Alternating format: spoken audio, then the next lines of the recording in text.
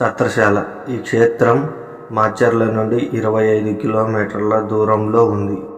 ఈ క్షేత్రాన్ని గంగా భ్రమరాంబ మల్లికార్జున స్వామి దేవాలయంగా పరిగణిస్తారు. ఈ దేవాలయంలోని శివుణ్ణి గంగా భ్రమరాంబ మల్లికార్జున స్వామిగా భక్తులు పూజిస్తారు. ఈ క్షేత్రం అతి పురాతనమైన దేవాలయాలలో ఒకటి. ఈ క్షేత్రంలోని శివుణ్ణి దర్శించుకోవటం వలన శనిదేవుని ప్రసన్నం కలుగుతుందని ఇక్కడి స్థల పురాణం చెబుతుంది. ఈ క్షేత్రాన్ని ఛత్రశాల అని పిలవడానికి గల కారణాలు: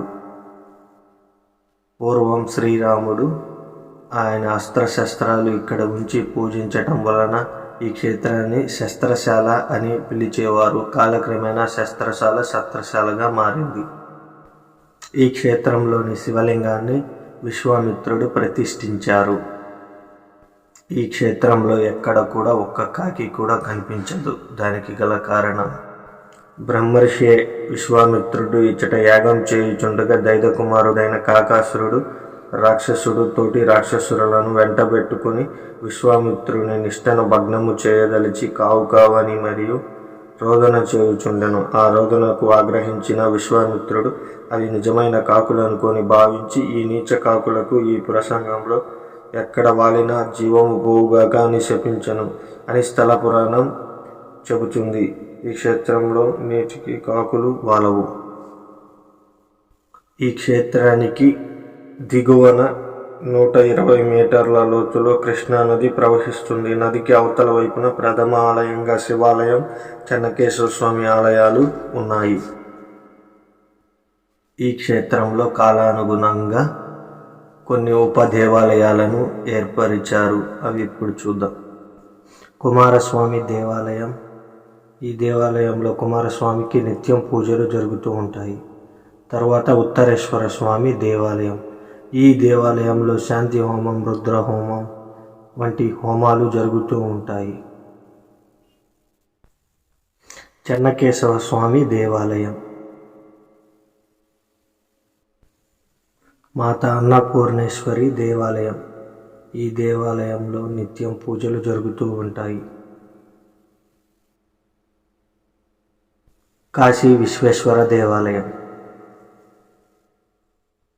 సంతాన మల్లికార్జున స్వామి దేవాలయం. ఈ దేవాలయంలో సంతానలేమితో బాధపడేటటువంటి వారు సంతాన మల్లికార్జున స్వామి కృపకు పాత్రులైన ఎడల వారికి సంతానం కలుగునని ఇక్కడి స్థల పురాణంలో లిఖించబడి ఉన్నది. నాగమయ దేవాలయం. దేవాలయానికి దిగువ భాగమున విఘ్నేశ్వరుని దేవాలయం. దేవస్థానానికి ప్రధాన ద్వారానికి ముందుగా త్రిదళ వృక్షము. దేవాలయానికి దిగువ వైపున వృక్షము కింద రామలింగేశ్వర స్వామి దేవాలయము మరియు శివలింగము, నాగేంద్ర స్వామి పడిగలు, వివిధ రకాల విగ్రహాలు ప్రతిష్ఠింపడం జరిగింది. దేవాలయ ప్రథమ ద్వారం దగ్గర విశ్రాంతి భవనము మరియు శ్రీరాముడు నిర్మించినటువంటి పురాతన విశ్రాంతి కట్టడము. దేవాలయానికి దిగువ వైపున కృష్ణానది పుష్కర్ ఘాట్, అవతలి వైపున తెలంగాణ కృష్ణానది పుష్కర్ ఘాట్ మరియు శివాలయం కలదు. ఈ క్షేత్రంలో మరో గొప్ప దేవాలయం అయినటువంటి కుమారస్వామి దేవాలయం.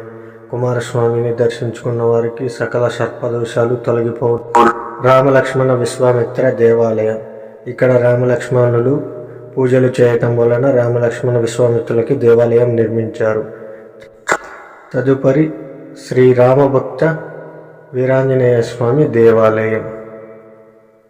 ఈ క్షేత్రంలో మరొక దేవాలయం శ్రీ వెంకటేశ్వర స్వామి దేవాలయం.